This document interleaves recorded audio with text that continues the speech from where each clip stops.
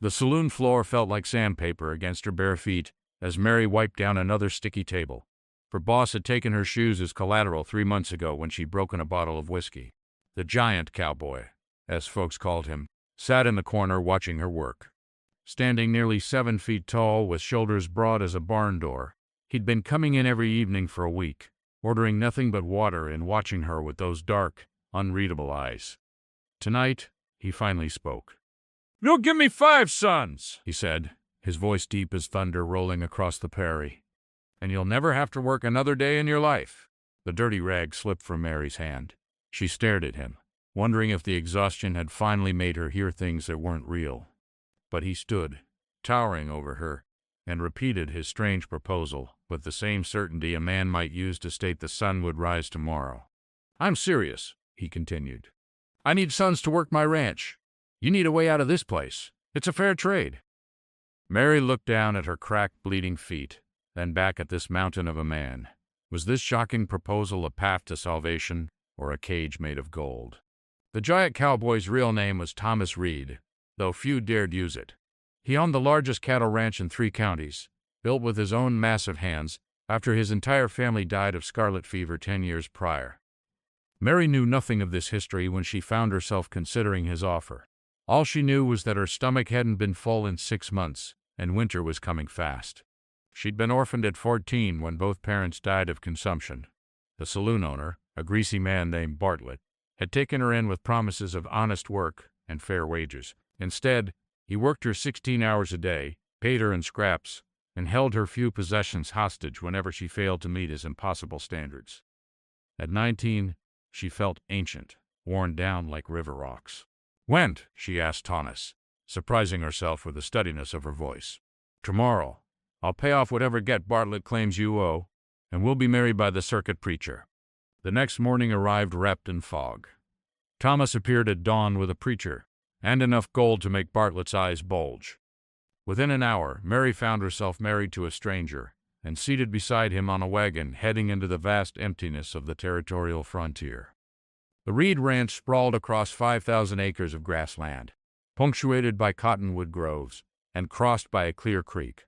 The main house rose 2 stories tall, built from massive pine logs that must have taken a dozen men to move. Yet Thomas had built it alone. His housekeeper Agnes told Mary that first day, her tone making it clear she disapproved of this new arrangement. "He could have married any proper lady in the territory," Agnes muttered while showing Mary to her room. "Instead, he brings home a barefoot saloon girl." The room was larger than any place Mary had ever lived. A real bed with a feather mattress, a wardrobe filled with simple but well-made dresses, and most remarkably, 3 pairs of shoes in her exact size. She sat on the bed and wept, overwhelmed by the sudden change in fortune. Thomas gave her time to adjust. He ate breakfast and dinner with her but spoke little, answering her questions with single words or short phrases. He never touched her beyond helping her into the wagon or offering his arm when they walked. 2 weeks passed before he mentioned their agreement again. "I'm not a harsh man," he said one evening, as they sat by the fire. "But I need those sons. My ranch needs them. It's the only family I'll ever have." Mary understood loneliness. She nodded, and that night, she moved her things into his room. Life at the ranch fell into a rhythm. Mary learned to tend the vegetable garden, preserve meat, and mend clothes built for a man twice her size.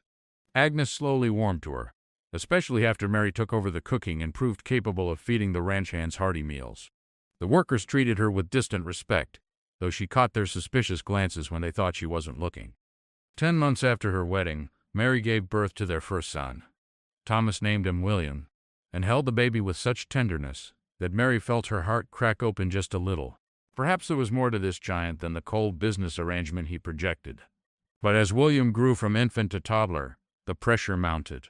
Thomas never said it directly, but Mary felt it in his watching eyes, in the way he counted on his fingers sometimes, when he thought she wasn't looking.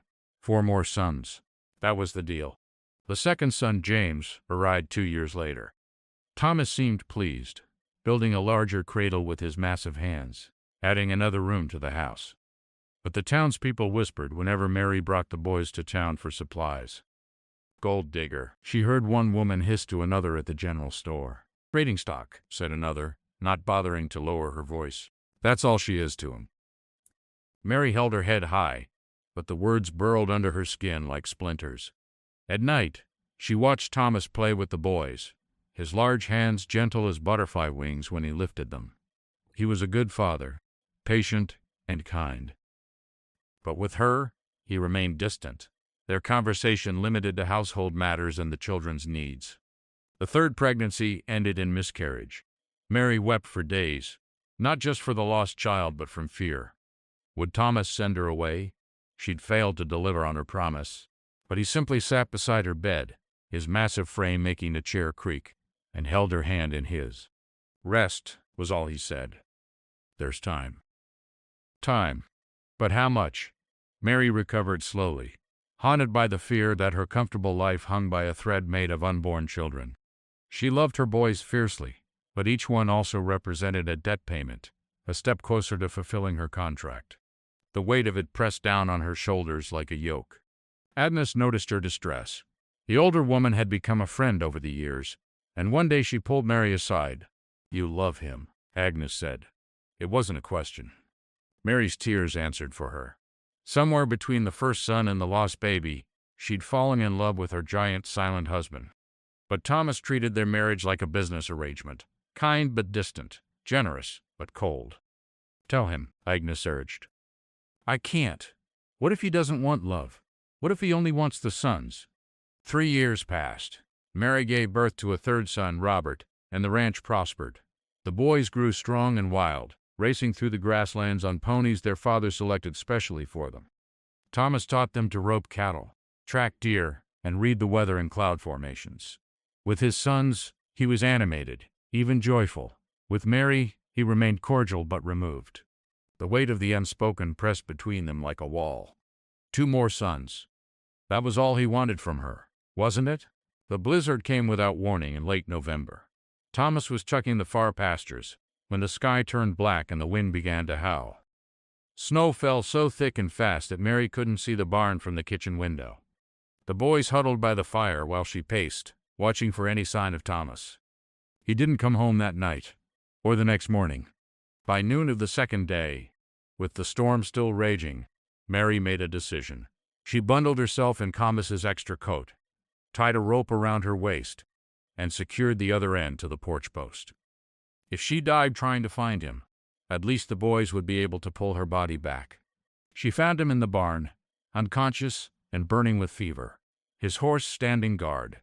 Somehow, using strength she didn't know she possessed, she got him onto a makeshift sled and pulled him back to the house, following the rope through the blinding snow. For 3 days, Thomas hovered between life and death. Mary never left his side, spooning broth between his cracked lips, cooling his fever with snowmelt, whispering prayers and promises, and truth she'd never dared speak aloud. "I love you," she told his unconscious form. "Not for the ranch or the comfort or safety. I love you for the gentleness you hide behind all that strength, for the way you built a cradle with such care, for how you held my hand when I lost the baby. I love you, and I can't live like this anymore, pretending we're nothing more than a contract." On the 4th day, his fever broke. His eyes open, focused on her face, and for the first time since they'd met, she saw real emotion there. Fear. "I heard you," he whispered. Mary's heart stopped. She started to pull away, but his massive hand caught hers, gentle but firm. "My whole family," he said, each word seeming to cost him enormous effort. "Parents, 3 brothers, 2 sisters. All died in 1 week. Scarlet fever. I was 17, too big and strong to die, I guess, but I wanted to." Mary squeezed his hand, encouraging him to continue. "I rebuilt everything they left behind, but a ranch without family is just land and cattle. When I saw you in that saloon, barefoot and exhausted but still standing, I recognized something. Strength. The kind that survives when everything else dies." "So you bought me? Like cattle?" "No." His voice grew stronger. "I offered you a trade because I didn't know how else to ask. I didn't think anyone could love someone like me. Too big, too quiet, too broken. The 5 sons, it was my father's dream. 5 sons to carry on the family name. But somewhere between William's first laugh and holding your hand through the miscarriage, I forgot about the dream." "What did you remember?" "That I loved my life. That 3 sons or 5 or none at all doesn't matter if I lose you. That I'd been a fool, keeping you at arm's length when all I wanted was to hold you close.